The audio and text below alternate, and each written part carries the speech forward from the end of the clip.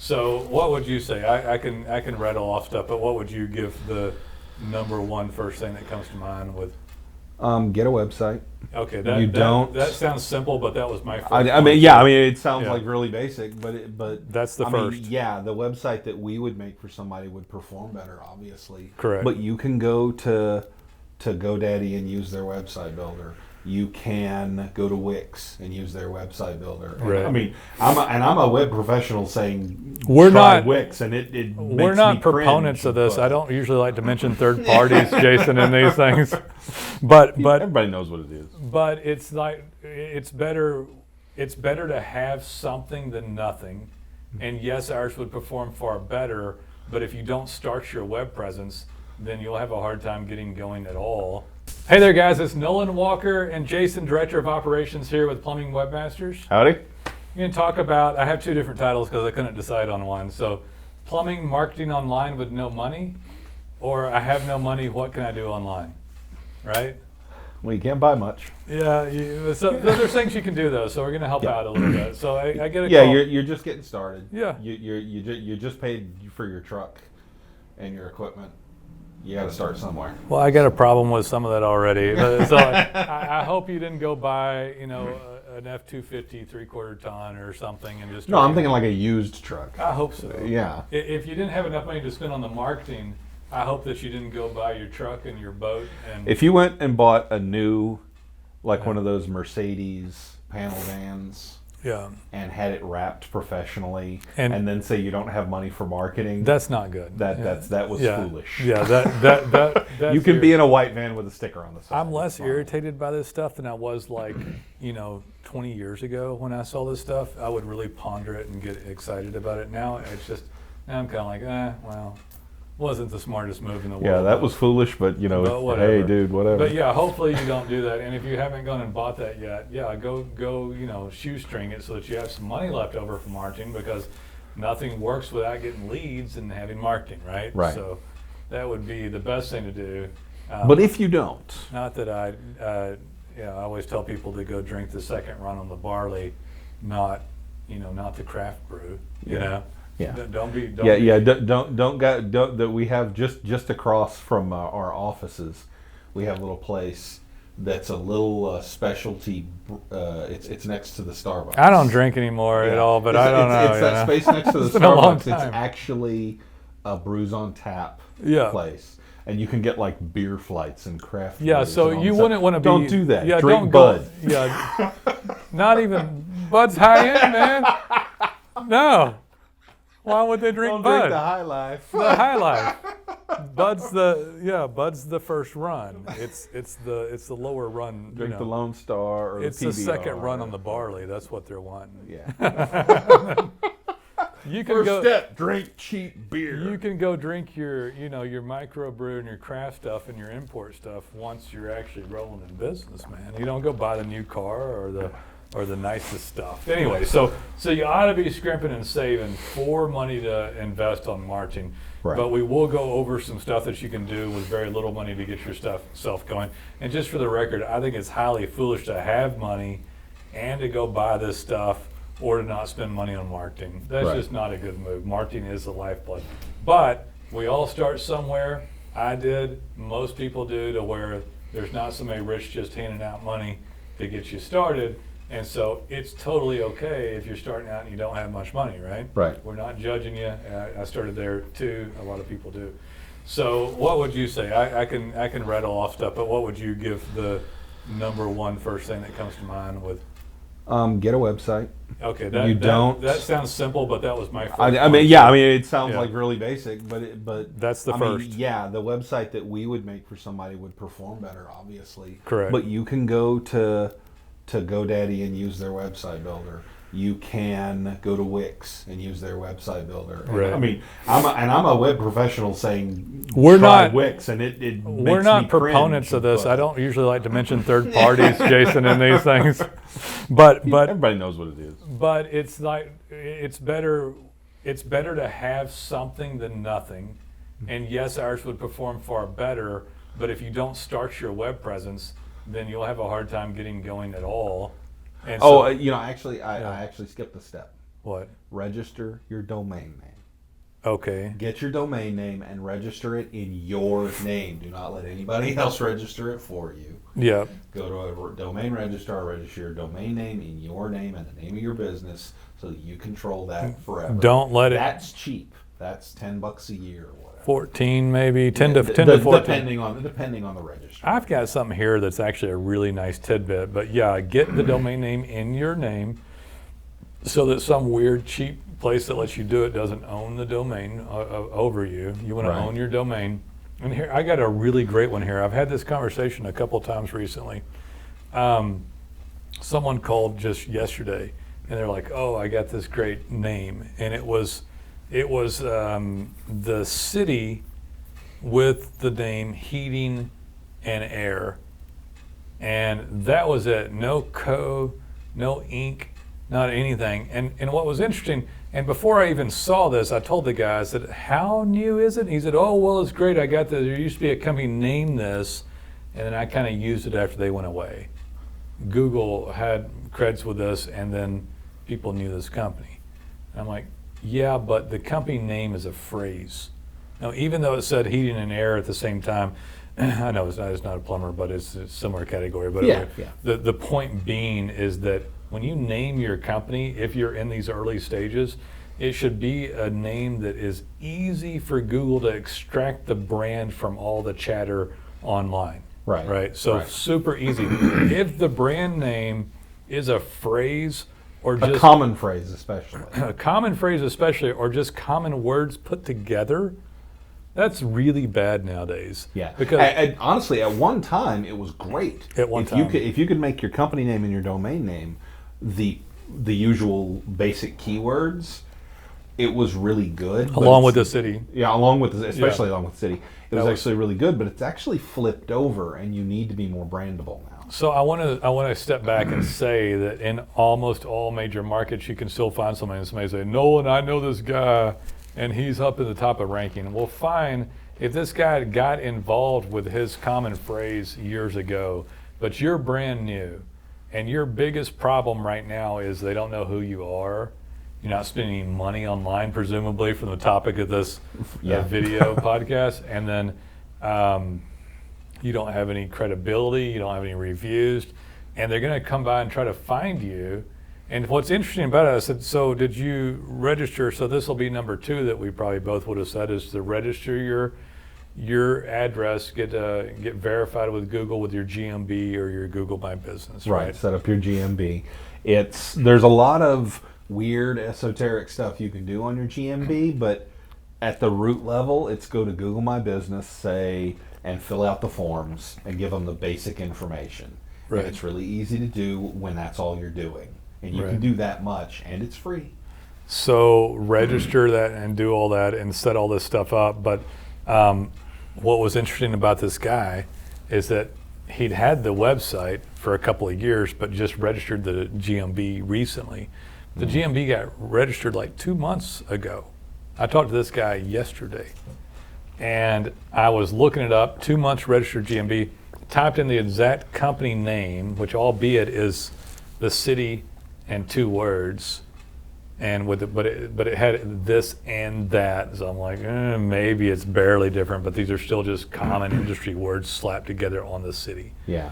And it didn't. I have people do this, and they'll add the word co period or ink period, and at least they know what it is. I still don't recommend somebody using general phrases. Right. But when I looked up his name, the exact name of the company, his GMB did not pop up in mapping, even though it was so. I tried to explain to him. I said, look, had you been Purple Widget HVAC or plumbing for this market, Purple Widget HVAC Springfield, Illinois, you would have popped up immediately because there would have been no denying that that's who you were. Yeah, there would be no confusion on Google's end about what the searcher wanted to see. Right, but since he chose a standard phrase, standard keywords with no branding specific identity and the name of the city, it was confusing to Google. Right. They could not pull the brand out of the chatter online and make for sure that was him. And they didn't want to show a brand new GMB account on the name of the company when it might have been a general keyword search. So they just kind of screwed themselves on it. Yeah. I was actually talking to this gentleman about adding the word Inc. or LLC or Co., but it was already a DBA of another company. Yeah. And it was in a litigious state. So Gotcha. I'm like, we all know what state it is. Yeah. We all know. Just don't say it out loud. Anyway, so there's in this litigious state, and I'm like, and I kind of shut up because I didn't want to start talking about whether you could, bring that down through a DBA in that state without causing a problem with their governing boards and licensing entities and who Right. knows whatever the hell else they got, right? Yeah. So We're a little spoiled here in Pick- Texas. You can basically just hang up a shingle and do whatever you want. you can. But if you're gonna, so now you've got a website, you own the .com, you've got your GMB, your Google My Business, and you just literally Google My Business set up, and you do it yourself. And you go there and Google takes you through the basic process. Yep. And now you've got a name, hopefully, that's brandably separate. I would also argue for this, because one thing that popped up when Jason said go get a domain name for your company name, and again, we're not offering legal advice on this stuff by any means, but make sure that you have something that's separate from other business, not only for whatever potential legal reasons, but mainly for them being able to determine that the brand is highly unique. I run into this all the time too. People's like trying to pick a name that's the same name as another company in the state or in the same market now. Yeah. Same damn How many market. clients do we have the name of their company is All American? A decent amount. Like And 3 or 4. with plumbers, you have the word, rooter and Yeah, stuff like that. drain and stuff. So it's fine if the word rooter or drain's in it, but you've got to have some really highly distinguishing characteristic. Right. And so when you go pick this name, not only does it need to be branded, I don't even know what to call it, brandably unique or some sort of, That works. it needs to be different than competition, because again, and I'm not even talking from a legal standpoint, go talk to somebody else about that, but I'm talking about for them to be able to distinguish your brand from another brand. Right. So all of a sudden, if you have a brand and there's someone else highly similar in town, you're like, hey, I got them, I got the .com. Or 2 towns over. Those idiots didn't take the .net. You take the same damn thing, you just screwed yourself. Right. So they, Because Google is going to look at that and go, well, this might be the same as this other one, and just show the other guy. well, just show the other guy, penalize you because they don't know who you are, and they're not going to put up 2 people with the same name in the same market. Right. So the chances of it going just diminished greatly. Right. I had somebody call me not too long ago that the true client story, by the way. Dum dum. Yeah, somebody called me not too long ago and was changing the company name because of a little snafu with a supplier and a couple bad reviews. And I'm like, okay, and that wasn't the only thing. A new person had moved into the market and used their name as well, because the name they had specifically didn't have the corporate, didn't have the corporation in the state. Okay. So they were able to take the name. I said, well, that doesn't, I'm not going to give legal advice here, but that doesn't mean your name's taken. It's just because somebody used it. You've been around first, and you're going to dump your Google effort with a brand new one Yeah. and leave all this valuable real estate and reviews and stuff. And I said, your reviews are still 4.4. I was like, this will be back up to a 4.7 or 8 before you turn around. And this little snafu that happened that are unnerving y'all and making you want to change the name is just temporary. While we're on the subject of this, and this Yeah. is kind of off topic, but I read an article about this. A study was done regarding ratings on reviews. Yeah. Customers are suspicious of perfection. Huh. When people see 5-star reviews, they tend to go, "Oh, that's fake." It's real a lot, The though. best Yeah. range Huh. is 3.5 to 4.5. That is where the most results happen. Dude, there's no Seriously. way I'm calling a plumber with a 3.5. Dude, this is a study with thousands of people. A 3.5 plumber is good enough. That the 3.5 to 4.5, there's a range in there, gets the best. Wow. So the average of 4 is probably the best range to be in, because people look at it when it's 5, people think, oh, they're hiding their bad reviews or they're. You think it's something even more, like, well, they're screwing people a little bit, so they must be cheaper. They're not providing as good as services, therefore they're not charging as much. The conclusion was that people are simply suspicious of the perfect review. But I would tell you that doing this for this many years, when you see a 5-star, it's usually accurate. It's really difficult to fake GMB reviews. It is. It is. So it's. But I just thought it was what the point was. If you were at a 5, you got 2 bad reviews, and you're a 4.4. You're actually still in a good place. Yeah. Don't be thinking that 4 is bad. Are you suggesting that people would go out and screw up stuff to get a lower No, review? I'm suggesting because I don't care who you are. We do excellent work, but we occasionally get a client that is unhappy for reasons It's beyond rare. our control. It's extremely rare. It's rare. But it does happen, and it happens to anybody in the service business. You know that you always get somebody that. I mean, what we had a client. It was about 2 or 3 years ago. That they had a bad review on Google that they were trying to get us to remove, and we tried to go through the process with Google. And by the way, don't bother Google. It's so hard to get a Google review removed unless it's got some kind of harassing. You're better off just getting another. Yeah, you're just better off getting more. Well, they would have had to defame you against a protected class. Yeah. Or it was somebody doing work, or break the, or say they're going to kill you or something. Somebody. Well, this was almost that, because somebody was doing work on a house and making noise. I remember that. And the guy next door came out with a gun and threatened them, and then gave them a bad review, and he wasn't even the one getting their service. Yeah. And Google wouldn't because the guy didn't say in the review, "I want to kill these people." He just said these guys are noisy and don't listen to complaints or something like that. And Google said, "Legit review." So, that's crazy. So yeah, it was just we had to advise that client. You just need to get good reviews to cover it up. Yeah, to cover it up, or just not cover it up, to outweigh it. Yeah, I should say. Yeah. Well, it's interesting. I had a thought in there. I had a thought in there somewhere, but as I was going to interrupt you, I recalled this old cranky guy bagging on me about talking over you, and so I decided not to. We had a guy leave a message for Nolan. He was a cool guy, telling him that he should let me talk more. I talk enough. I think I talk enough. Yeah. All right. So reviews are like really important. So absolutely. So now you've got your .com. You hopefully have a name that no one else is using. That the brand can easily be extracted from all the chatter online that it's yours. Right. So that they can validate that it's yours, and therefore feel safer with you and have a higher chance of pulling you up in search ranking. And now you're getting people to review you and get reviews online. Now, guys, there's other stuff you can do, like social media and some other chatter online. If you have all this done with professional services, then it just compounds and compounds, and you continue to get more results off of your organic presence, your organic keyword rankings, your map placement, and reviews and the reputation integration. Right. Anything you do on social media and other platforms might just help with a little bit of chatter for your brand that gets recognition that affects your organic ranking. Right. So, I don't know, man.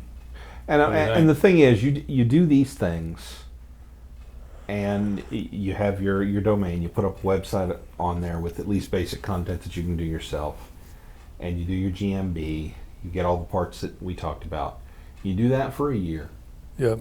Get your business going, a little money, save a little money. Say, okay, it's time to get serious about marketing.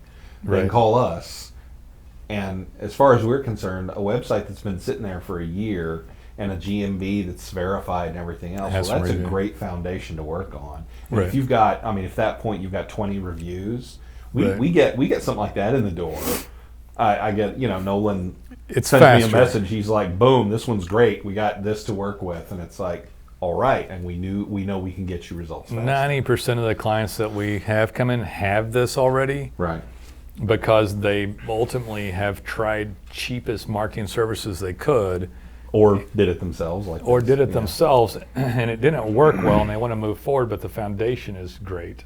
Right. And so that's the other thing, that people don't have much money, so they're like, I'm going to get the cheapest thing we have. And I'll have people that often come in and say, well, I'm paying $300 a month.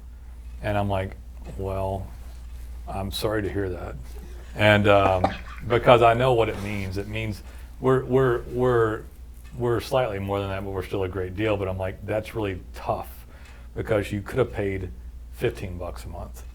Or For hosting, yeah. Yeah, for hosting, and you basically got host out of your money. Yeah. And so people are like, I pay less. I was like, you pay less, but you get host out of every dime. Yeah. You know? And if you're paying $300 a month, then the website you got is a template that the person who put it up for you downloaded. If on an outside chance they may have paid $50 for the template. Yeah. But chances are it was a freebie one, because there's some freebie templates that look pretty good on the surface. Yeah. So they put up a freebie template that they put your logo up in the corner and put your information in, and they charge you $300 a month, and what they're paying to the hosting service is 10 or 15. So it's a cheap template, poor code base, poor content, very little content, almost never worked on. Right. And you're paying a glorified hosting fee. So don't go halvesies and think you're going to get half of the workload of us. You're going to get almost nothing, and you could have done everything that we're talking about for literally like less than $50, right? Because it's someone hosting and putting up a little website that's a cheapo, and then you're doing work on reviews and GMB, and I mean that's the truth. And when we say this, we're not just talking out of our butts here. We've tried to do it. We've tried multiple attempts in my time working for NOLA, where we've said $300 a month is a sweet spot that people will pay. It is for years. It is. And so, how can we make this work? How can we deliver them something and have it actually work for them and do good service at that level? And we've tried 5 or 6 different ways, and we can't make it work. Yeah, it doesn't work. And then ultimately, when we expend the resources to do that, there's not enough that goes in for the client. Can't go in. Right. We can't do enough to make it successful. Yeah. So what I'm telling you is that I don't want you to see, if you're not going to spend much money right now starting out, or you're starting over, or whatever's going on with you, don't go spend several $100s because you think logically. And logically, I can understand how it might make sense. Hey, if I could get this done, for this amount of money, what if I spend this amount? I'll get something done. But really, what $300 pays for is a glorified hosting fee, and it pays for their ability to market and have people call up to try to salvage you, and very little work effort ever done. That's why it pays for the person who answers the phone when you call up upset and tells you, "Oh, we'll do this, this, this, and this." And it pays for them to like a little bit of a very little tech support just to be able to put a website up and handle major issues. Yeah. And it pays for a marketing center to sell more people like they did to you. Right. And for them to make a profit on it. But it does not pay for them to make changes, do quality work, quality code base, tons of content, work in the GMB, Google Map postings, integrated reputation management platforms like what we do that would actually help you show up in search rankings. Right. So I have people call me that's like, well, I got going 1.5 years ago and I've been paying this and it doesn't show up, and I get a call here and there off my GMB, but I'm like, okay. By accident. Yeah. And I'm like, well, at least you had that, and at least you didn't pay a bunch of money for it, but you did overpay $250 Yeah. for the last 1.5 years. Lesson learned. Yeah. It's good stuff. Now That move was nice. Yeah. It's good. Some free advice. Yeah, guys, call. I'm too mellow today. I don't know why. We're both kind of mellow. We are. I was on vacation last week, so I'm still kind of floating off. I'm working on like just being mellow, and not getting to. I told you that, I don't want to. I'm not. I don't know how to deal with you when you're not. It's unnatural. Yeah, I just no anger, no angst. Just kind of chill. Dude. Call us when you're ready. We'd love to hear from you. And we're not, by the way, we're not high pressure here. We just do fantastic work. People come to us because we're just darn good at everything we do. Man. Damn straight. Most of it, at least on a web perspective. Maybe not other areas of my life, but here I'm aces. All right, guys, take it easy. Take it easy.